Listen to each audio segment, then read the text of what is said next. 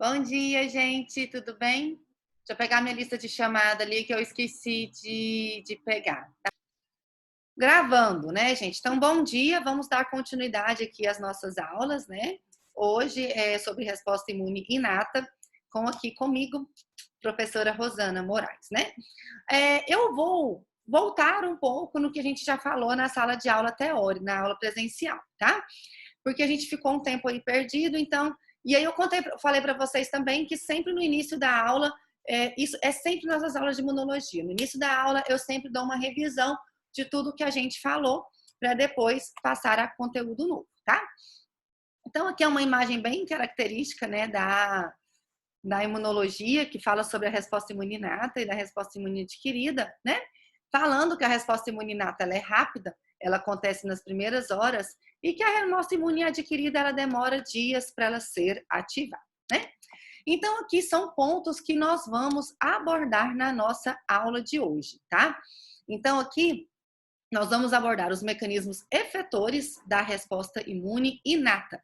Então, a gente vai abordar todas as células da resposta imune inata, vamos falar dos fagócitos, vamos falar de célula dendrítica, de NK, de sistema complemento, de mastócito, eosinófilo, basófilo, tá? Vamos relembrar um pouquinho as barreiras, tá? Então, a gente vai falar do mecanismo efetor de todos os componentes da resposta imune inata. Além disso, nós vamos falar sobre resposta inflamatória aguda. A resposta inflamatória, gente, nós temos dois tipos de resposta inflamatória. Aquela resposta inflamatória aguda e a resposta inflamatória crônica, tá? Qual que é a diferença entre os dois tipos de resposta? Toda vez que vocês ouvirem a palavra aguda, é uma resposta inicial, tá? Quando vocês ouvirem a palavra crônica, é a resposta demorada, depois de dias, semanas, meses.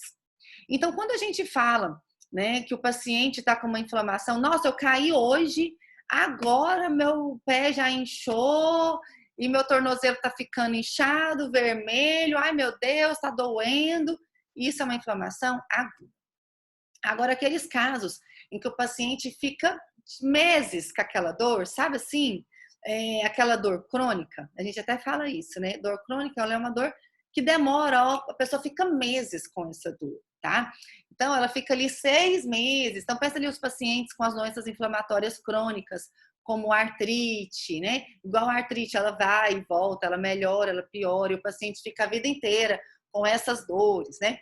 Então, a inflamação aguda e crônica está relacionado com o tempo, tá? Além do tempo, está relacionado com o perfil de resposta imune. Inflamação aguda é resposta imune inata. Inflamação crônica já tem um perfil de resposta imune adquirida, tá? Então, como são respostas imunes diferentes, perfil celular diferente. Inflamação aguda, quais são as células presentes? Células da resposta imune inata, tá? Então, inflamação aguda é neutrófilo, inflamação aguda é macrófago, tá? Inflamação crônica é o quê? Linfócitos T, por exemplo, tá? Linfócitos T e macrófago. Então, como a gente está falando na aula de hoje de resposta imune inata, né? Então, nós vamos abordar somente inflamação aguda, tá? Outro ponto que a gente vai abordar na nossa aula de hoje são os mecanismos de defesa antiviral da resposta imune inata. Nós temos dois mecanismos de defesa contra vírus. Nós temos mecanismos de defesa de resposta imune inata e mecanismos de defesa de resposta imune adquirida, né? Então, na aula de hoje, nós vamos falar sobre como que a gente combate vírus de resposta imune inata. Então, entra NK, células natural killer, também chamadas de células assassinas, né? Então, essas células matam vírus. E tem algumas citocinas também que são importantes na destruição desses vírus, que é uma citocina que chama interferon tipo 1. Interferon tipo 1 é uma citocina de resposta imune inata, tá? Então, a gente vai falar também na nossa aula de hoje.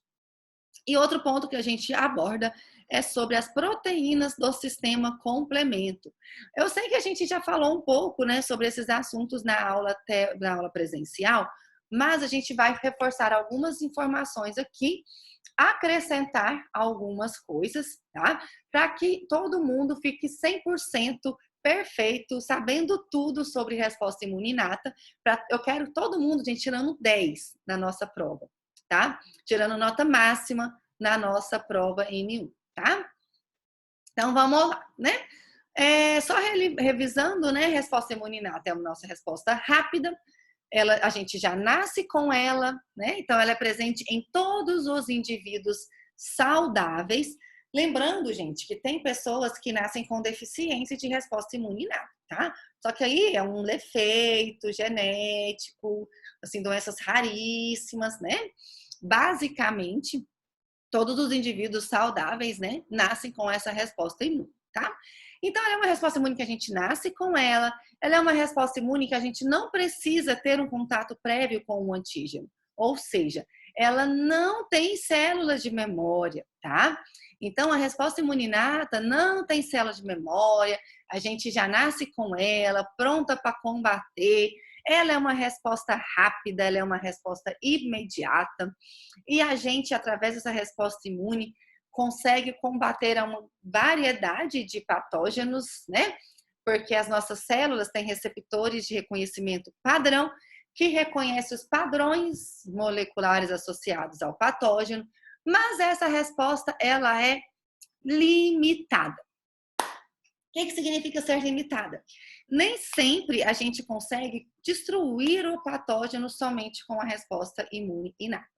Aí é quando, né, as células da resposta imune inata, que a gente chama de células apresentadoras de antígeno, vamos falar muito sobre essas células apresentadoras de antígeno, tá? Essas células apresentadoras de antígeno, elas pedem ajuda para a resposta imune adquirida. Então, como ela tem uma resposta ilimitada, né? Ela não é tão efetiva. Então, várias vezes a gente precisa pedir a ajuda dos linfócitos T, dos linfócitos B, para produzir anticorpo, para a gente conseguir matar esse agente infeccioso, tá? Tudo bem, gente? Tranquilo? Lembrando que vocês podem me perguntar a qualquer momento, tá? Pode ativar o microfone aí e me fazer a pergunta, que eu repito quantas vezes for necessário, tá? Aqui são os componentes, né? Barreiras físicas, químicas, biológicas, as células, macrófago, neutrófilo, célula dendrítica, natural killer, né? Temos as citocinas de resposta imune inata. Conversa comigo, gente. Quais são as citocinas de resposta imune inata que a gente já conhece, que vocês já conhecem? Algum exemplo? Alô, tem alguém aí? Citocinas de resposta imune inata. Citocina, gente, não é célula, não. Citocina é a substância que a célula secreta. Ninguém! Que coisa feia! Amém, senhor, né? Alguém. TNF. TNF, gente, ele é uma citocina de resposta imune inata, né? Macrófago e célula dendrítica que secreta TNF, tá? TNF é resposta imune inata. Interleucina 1 é resposta imune inata. A gente vai falar de uma citocina aí que eu já comentei com vocês hoje, interferon tipo 1. Interferon tipo 1 é uma citocina de resposta imune inata. Tem uma outra citocina que é interferon gama. Interferon gama pode ser tanto de resposta imune inata quanto de resposta imune adquirida, tá? Então tem isso, tem citocinas que é só resposta imune inata, tem citocinas que é só resposta imune adquirida e tem citocinas que tem nos dois. Por quê? Né? Porque vamos pegar o exemplo do interferon gama que a gente vai falar na aula de hoje. A célula NK, ela é resposta imune inata, não é? A célula NK consegue secretar interferon gama. Linfócito T é resposta imune adquirida, não é? Linfócito T consegue secretar interferon gama. Então, como interferon gama é secretado tanto por células de resposta imune inata quanto resposta imune adquirida, né? Interferon gama tem citocina das duas, tá? E a gente também tem proteínas do sistema complemento, que são proteínas protetoras. Além de proteínas do sistema complemento, gente, nós temos os anticorpos também que são proteínas, tá? Mas anticorpo é resposta imune adquirida, tá? Então, a proteína de resposta imune inata é sistema complemento. Mas, sistema complemento, ele também participa de resposta imune adquirida. Então, o sistema complemento, ele faz parte de resposta imune inata e faz parte de resposta imune adquirida, tá? Mas a gente vai detalhá-lo daqui a pouco. Então, vamos lá. Aqui são os principais mecanismos da resposta imune inata. Então, são mecanismos efetores, né? Como que a resposta imune inata consegue eliminar os agressores? Através disso aqui, que a resposta imune inata consegue eliminar os agressores, tá? Então, quando alguém perguntar para vocês quais são os mecanismos efetores da resposta imune inata, como que a resposta imune inata destrói o micro-organismo, como que a resposta imune inata protege a gente, é através disso aqui, tá? Através da fagocitose, né? Nós já falamos muito sobre a fagocitose e vamos falar ainda mais. A resposta imune inata, ela protege a gente também através da liberação de mediadores inflamatórios, né? E aqui nós temos exemplos de mediadores inflamatórios. Temos a histamina, serotonina e a prostaglandina, tá? Eu vou compartilhar uma outra tela aqui com vocês, que é o meu quadro branco. Estão vendo meu quadro branco aqui? Sim? Sim, né? Então, nós temos células, gente, que a gente chama de mastócitos, tá? Mastócito, ela é uma célula de resposta imune inata, tá? Mastócito, ele é uma célula tecidual. Então, mastócito não fica no sangue. Mastócito fica no tecido, tá? Mastócito, né? Ele pode ser ativado, ele está presente nas duas respostas imunes, tá? Então, o mastócito, ele está tanto na resposta imune inata, quanto na resposta imune adquirida. Por quê? Né? Na resposta imune inata, o mastócito, ele tem os famosos receptores de reconhecimento padrão. Então, o mastócito tem o PRR. Então, ele reconhece pump e dump. Mas o mastócito, ele também é ativado por anticorpos, tá? De resposta imune adquirida. Então, mastócito, ele tem receptor para anticorpos. Anticorpos que a gente vai falar posteriormente, anticorpos do tipo IgE e anticorpos do tipo IgG. Então, o mastócito, ele tem participação tanto na resposta imune inata, quanto na resposta imune adquirida. Mas beleza, qual que é a grande importância do mastócito? O mastócito, gente, ele é uma célula granulocítica. Quem já começou a assistir ali a plataforma, né? Viu que as nossas células, nossas células de defesa, são produzidas pela medula óssea. E que lá na medula óssea, a gente, através de hematopoiese, né? Vai produzir células granulocíticas e células não granulocíticas, né? O mastócito é uma célula granulocítica. O que significa isso? O mastócito tem grânulos. Então, dentro da célula tem vários grânulos, tá? Que grânulos que são esses que tem nos mastócitos? São as famosas aminas vasoativas. E a nossa principal amina vasoativa, qual que é, gente? Acho que eu já comentei com isso com vocês em sala de aula. Qual que é a principal amina vasoativa? Alguém lembra? Ah, eu escutei aí. Ninguém escreveu, ninguém falou, mas eu estou escutando lá no Oriente aí. Alguém falou muito bem. Histamina. Vocês não dão um jeito de estudar para vocês verem, não, gente. É ficar acordado aí. Nós já falamos de histamina em sala de aula, né? Então, o mastócito, né? Ele tem esses grânulos que são as aminas vasoativas, que a principal é a histamina, tá? Além de histamina, os mastócitos também estimula, né, a síntese de prostaglandina, tá?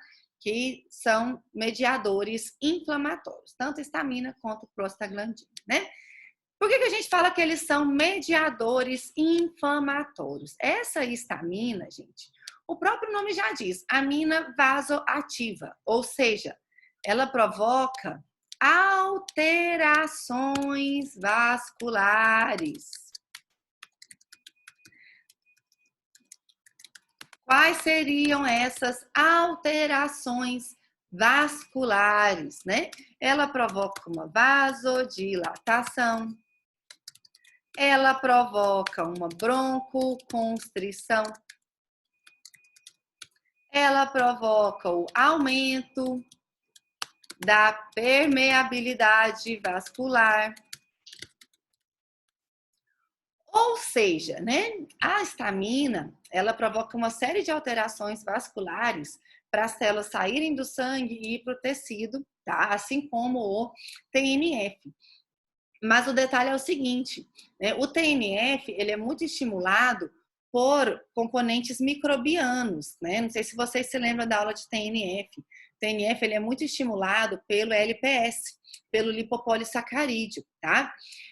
Mastócito, histamina já é diferente. O que estimula, o que ativa mastócito, o que estimula a liberação de histamina são os alérgenos, tá, gente?